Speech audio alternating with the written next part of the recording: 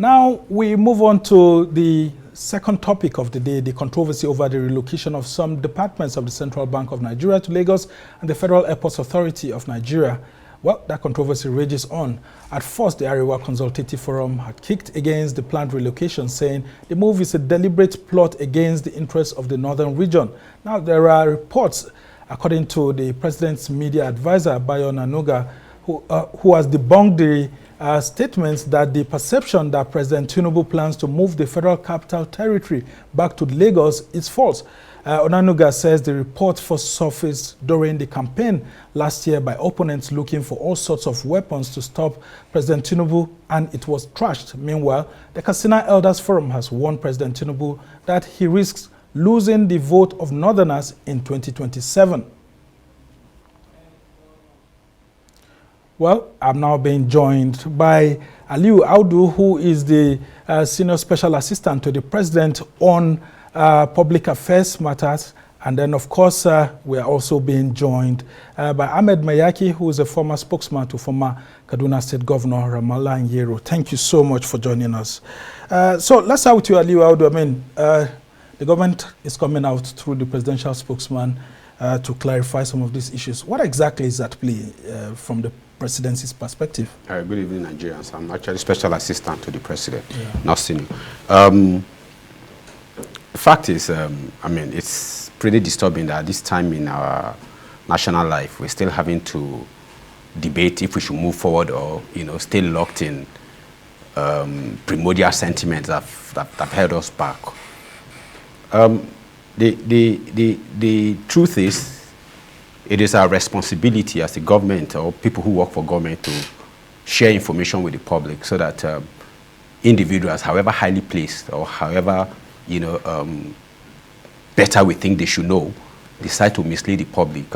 We're on a journey of repositioning this country, and that journey is ably led by the President, Commander-in-Chief of the Federal Republic, of the Armed Forces of the Federal Republic of Nigeria, President Bola Ahmed Tinubu, and he has proven beyond reasonable doubt that yet he is the best at what he is doing, and nobody comes close. And he has the authority of the land to do it. Everybody is free to express their opinion. That's where it is. That's where it ends, opinions. Yeah, but Nigerians have the right to actually air their views. That is why I'm here. That is why I am here. The decisions are purely strategic. Okay. The decision is to bring about efficiency and effectiveness of the relevant departments. The corporate headquarters of any of these agencies in Abuja does no good to the average man on the street if it is not productive, if it is not efficient, if it does not achieve the set goals. I mean, it's disturbing, like I've said earlier, that there hasn't been any logical argument as to why not this department should not move. All I have heard are sentiments, primordial sentiments, for that matter. All right. It's clear. We need to move the country in a direction of efficiency. All right, and that's what President Tinubu is doing, leading, according to you. Well, yes. Let's bring you in, Ahmed Maiyaki. Yes. Northern leaders are warning that President Tinubu risks losing 2027. I mean, you'll have heard Katsina Elders saying that, look, the aviation project in that state, which has been touted as a possibility that project may be moved, they are warning that Tinubu should take a look. And the Arewa Consultative Forum are saying, look, we gave you over 65% of the votes and all of that. Take a second look at some of our demands. Do you think that these northern leaders are speaking for northerners, or these are just elites speaking for themselves? Okay, thank you very much, Mr. Shagari. I think, with all sense of respect, the northern leaders have right to air their views. They have every reason to say something that protect the interests of the north. However, we need to know what are other issues that is more critical to the north that we expect the northern leaders, either at the level of ACF or other critical groups, coming to speak for the common man in the north. Let's take an example. For me, as a northerner, I believe strongly they are speaking to protect their own interest. Because if you check from 2019, I challenge these leaders. We should have agencies of government like the CBN to publish names of people that were secretly recruited. Most of these children are children of the political elites.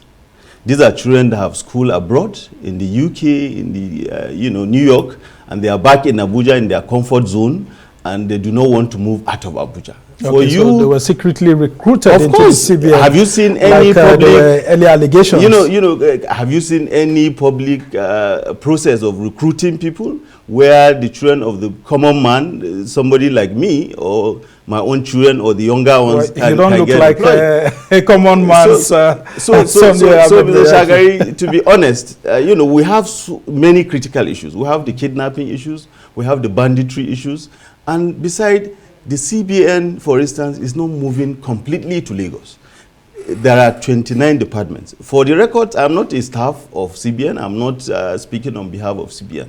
But if you make a simple research, you realize there are 29 departments in the CBN. And only 4 out of these 29 departments are affected. And it's not like the entire departments are moving to Lagos.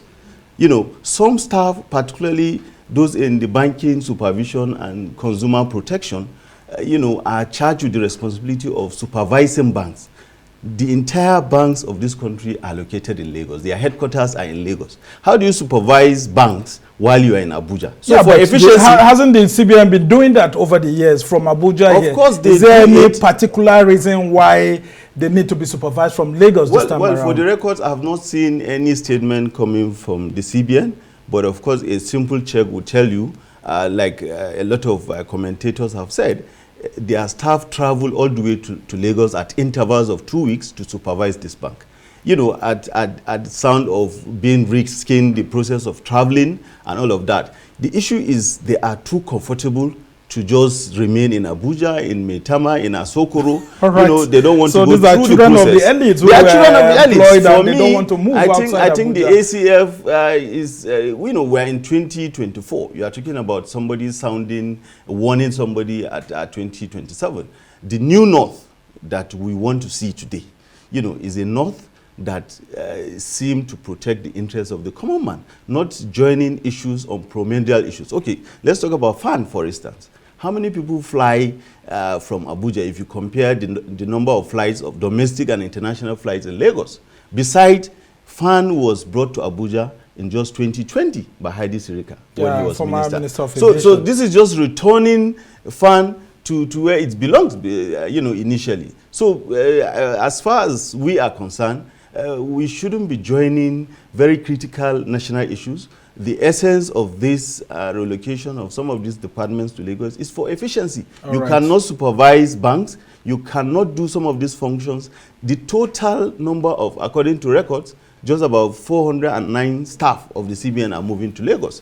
But we're not talking about other staff of about the same number that are being posted back to other branches of the bank in Abuja and other locations. Yeah, and I come back to you, Aliyu Audu. I mean, your principal, President Bola Tinubu, went around the country, especially the North, canvassing votes here and there. And now, some of these northern leaders are saying some of the steps being taken, including the renovation of Dodam Barracks, that it looks like the president is going somewhere. There's a pattern that's been drawn, and they are unhappy.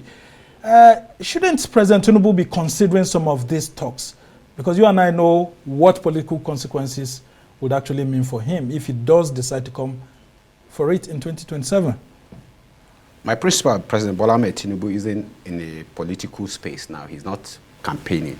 He's leading. Politics ended with the Supreme Court judgment. We have a country to rescue. We have over 200 million Nigerians to inspire, to realize their potential, and dig this country out of its pit.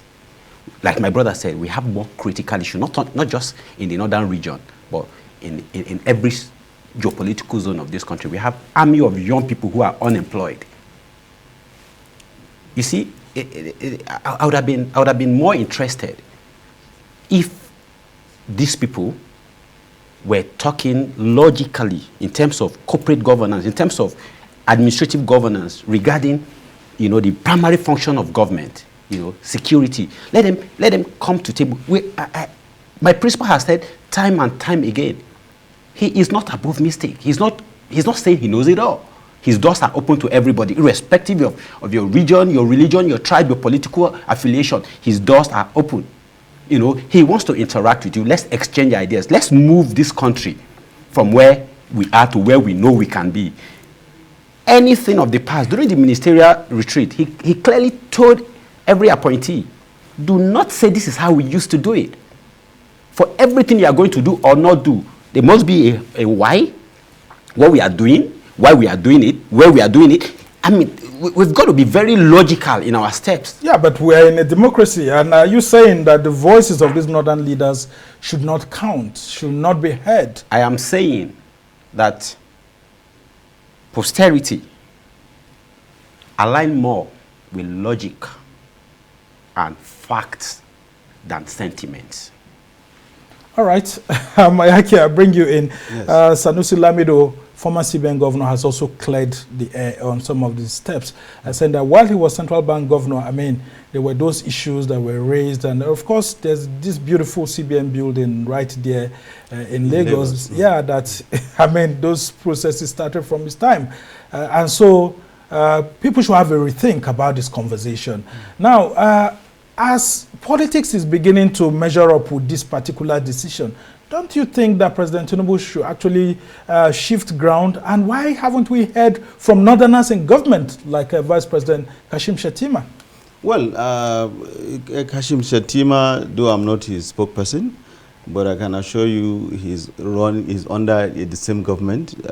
Having Bayo speak on behalf of this government do not require the vice president to come out and speak again. He's from the north, maybe doing some underground moves here. Regardless, you see, bringing you back to the Sunusi clarification, though he is not the current governor of the bank, but he was a governor of the bank. Critically, I am not in the banking sector, but it makes a lot of sense when you say you are supervising, for instance, the banking sector, an entire department. Sunusi was even saying further, we should not only move the department, we should have the relevant deputy governors, move to Lagos. Move to Lagos, yes. Because the office in Lagos, the Marina office of the CBN, is a replica of what you have here in Abuja. Except, of course, if the president or the CBN is coming to confirm what the fears of the northern leaders are saying, that they are moving the entire CBN to Lagos. It still remains very speculative, and I think it is more important that as leaders of this region, they should be more engaging with the administration. Possibly, I have seen quite a number of leaders from other regions meeting with Mr. President to discuss very critical issues. Why do we have to go, for instance, having Indume coming to speak to the media? He has access to Mr. President. He has access to wherever he needs to go. Yeah, I am challenging, like I have said, I'm challenging CBN as an institution to kindly help Nigerians publish the names of this staff. We are not saying they are being posted to Yobe or to Meduguri or to Abia. I am telling you, if they are not willing to move to Lagos, let them resign. Yeah, some of them are actually saying we have an old central bank building in Abuja here within the Garki district. Why is the CBN not decongesting its headquarters and sending some staff to that older building, but sending them to Lagos? The aim is defeated. Ordinarily, you have staff of CBN working across the 36 states of the Federation. But there is a lacuna, there is a vacuum.